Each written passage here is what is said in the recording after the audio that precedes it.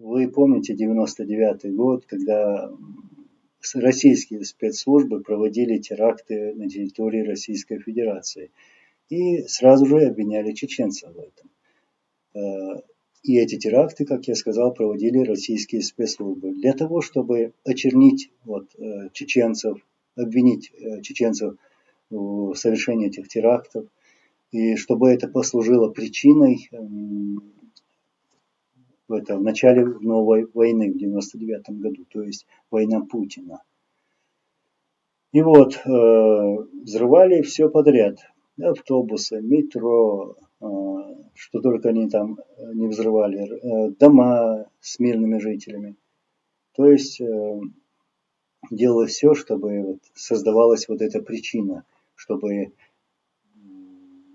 российское общество приняло бы путинскую войну, и вот действительно так и произошло, они уже открыто выступали, говорили, вот надо чеченцев убивать. Хотя все это делал Путин и его спецслужбы. Дело в том, что российские спецслужбы, уверен, по приказу Путина, встречались с марионеточной властью, не хочу называть, с этой кучкой в лице Кадырова. Вот. Российские спецслужбы встречались с ними в Грозном и в Москве. И обсуждали именно вот эту тему, проведения таких акций. У нас есть такая информация. Сегодня я даже видел у кого-то в Фейсбуке это, у нашего брата.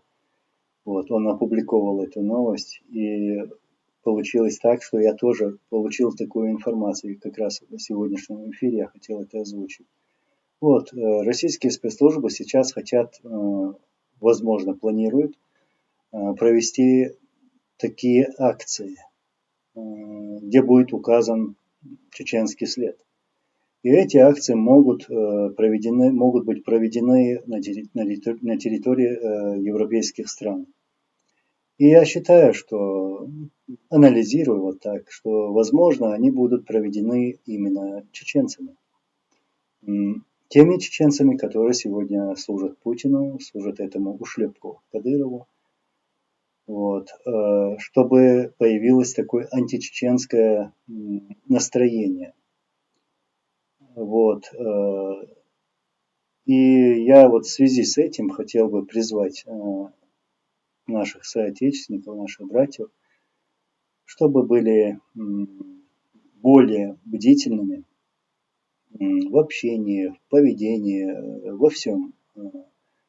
И учитывали бы то, что вот эти, как мы уже называем, как я сказал, слово, которое я не люблю, кадыровцы, да, вот эти путинские петухинцы, были осторожны с такими людьми, например, если будут такие, если вы знаете их. Ну, мы-то знаем, что есть в Берлине, есть в Вене, есть в Париже такие люди, которых мы подозреваем, да. Вот так вот. То есть будьте бдительны во всем. Будьте бдительны.